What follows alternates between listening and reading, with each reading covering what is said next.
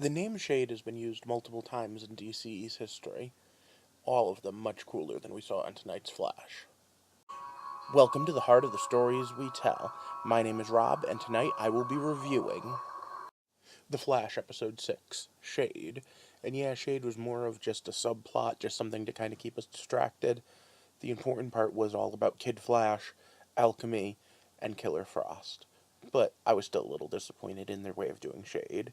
However, you know what I wasn't disappointed in? The line that should be tattooed on the writers of every Arrow, Flash, and Legends of Tomorrow episode. But you know what? There's a lot to cover tonight, so let's get right down into it. So once again, it's stop. Spoiler time. So let's start with HG and the fact that Tom Cavanaugh is totally killing it as yet another version of Wells. He's charming, he's funny, and you know what? The fact that he's not a genius is perfectly fine, because he's still really smart and still a problem solver. In fact, I'd have to say that tonight's episode proved that he definitely has a place on the team, although I still don't think he's lasting for the whole season. But then comes the big kicker in the pants, and that's the Killer Frost part of the story. And like I said at the beginning, what Cisco said was the best line of the entire season, maybe the entire Berlanti-verse. Stop keeping secrets just to ratchet up the tension. Seriously, guys. People can talk about things. I do wonder, though, if Killer Frost's powers cool the heart, as in cool the emotions, and make you a little more psychopathic. I've been worried about that from the beginning, but there's part of me that has hope. Once Vibe vibed that future, I sat there and said, you don't show a future that's going to happen exactly as is. There's got to be a twist. So there's the possibility Vibe's the bad guy in the scene, and there's also another possibility. But let's play out exactly what happened first.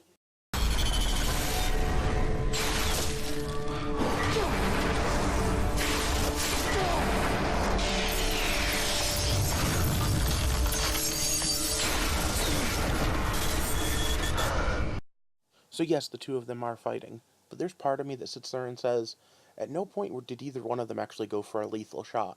Could that be practicing? Could that be training with their powers? Could that be, hey, if we're going to help the Flash against whatever's happening at the end of the season, we need to be on the top of our game, so let's go out in the woods and get some practice in? Maybe I'm just being optimistic, but with what we saw at the end of the episode, I think I have every reason to need to be optimistic.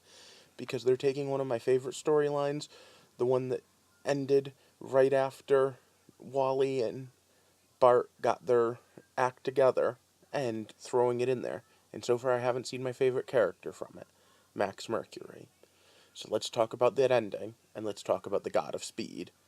So Barry Allen was dead, and Wally West was the Flash, and his sidekick was named Impulse, and that was Bart Allen from the future. And there was Jesse and Johnny Quick and Max Mercury and Jay Garrick, bunches of speedsters. When all of a sudden, Savitar came on this landscape, and he was able to give speed to other people. So he did. He took control of massive amounts of the Speed Force and gave it to these ninjas. And that storyline was called Dead Heat. Savitar himself had complete control over the Speed Force in ways that he could take it, absorb it, fight with it, make weapons out of it. He was pretty badass. One of the most awesome parts about it, though, was that Wally was learning to do the same, and so Wally was getting better. He had a mentor, that was Max Mercury, and Max and Savitar had been running through time, fighting each other, always moving forward. Savitar was probably one of the most deadly enemies that never showed up again, and definitely one of those ones that I've been waiting to see on the show. The live action adaptation doesn't exactly live up visually to what I was hoping for, but I'm hoping he's just as badass. This was a time frame when DC was breaking the bat and killing Superman, so you know what? He was the equivalent of Bane or Doomsday. He was a villain the Flash could not beat. Taking a little bit of liberty and assuming some, we're about to get Kid Flash in the series. So Team Flash actually is looking pretty good. We have Vibe, we have Killer Frost, we have Harrison Wells, we have Joe the Cop, we have Jesse Quick, we have Kid Flash, obviously, and The Flash. We could theoretically still have Firestorm come back from Legends of Tomorrow. We have a Black Canary type character that we know is going to appear in the big crossover. All in all, the team's looking pretty good. There's just one or two things I'd like to see rounded out. But what about you guys? What do you think about the Team Flash, and what do you think about Savitar and the Dead Heat story? Let me know down in the comments. So for now, I need you to like, subscribe, and share this video so that we can grow this community, and then join me back here next time as we take a walk through the heart of the stories we tell. Thanks for watching.